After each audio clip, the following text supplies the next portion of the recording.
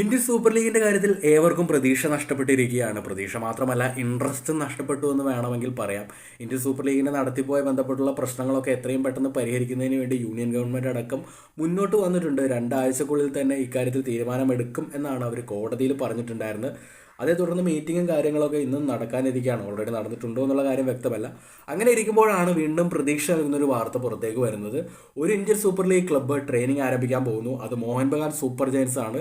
അവർ നിർത്തിവച്ചിരുന്ന operations restart ചെയ്യാൻ പോകുന്നു. November 30 മുതൽ അവരുടെ ഫസ്റ്റ് ടീമിന്റെ ട്രെയിനിങ് സ്റ്റാർട്ട് ചെയ്യും. പുതുതായി എത്തിയ പരിശീലകനായ സെർജിയോ ലൊബേരയുടെ നേതൃത്വത്തിലാണ് അവരുടെ ട്രെയിനിങ് റീസ്റ്റാർട്ട് ചെയ്യുന്നതെന്നാണ് പുറത്തേക്ക് വന്നിട്ടുള്ള റിപ്പോർട്ട്. ഇത് പ്രതീക്ഷ നൽകുന്നത് എങ്ങനെയാണെന്ന് ചോദിച്ചു കഴിഞ്ഞാൽ, മോഹൻ ബഗാൻ AFCയിൽ നിന്നും പുറത്തായി, സൂപ്പർ കപ്പിലും അവരില്ല. അങ്ങനെയുള്ളപ്പോൾ അവർ ട്രെയിനിങ് റീസ്റ്റാർട്ട് ചെയ്യുന്നത് ഇന്ത്യൻ സൂപ്പർ ലീഗ് ലക്ഷ്യം വെച്ച് തന്നെ ആയിരിക്കണം. ഇന്ത്യൻ സൂപ്പർ ലീഗിന്റെ നടത്തിപ്പോയ ബന്ധപ്പെട്ടുള്ള പ്രശ്നങ്ങളൊക്കെ സോർട്ട് ആവാൻ പോകുന്നതിന്റെ സൂചനയാണ് എന്നാണ് ഏവരും പ്രതീക്ഷിക്കുന്നത്. എന്തായാലും നവംബർ 30 മോഹൻ ബഗാൻ സൂപ്പർ ജയൻസിന്റെ ഫസ്റ്റ് ടീമിന്റെ ട്രെയിനിങ് റീസ്റ്റാർട്ട് ചെയ്യുന്നു എന്നാണ് പുറത്തേക്ക് വന്നിട്ടുള്ള റിപ്പോർട്ട്.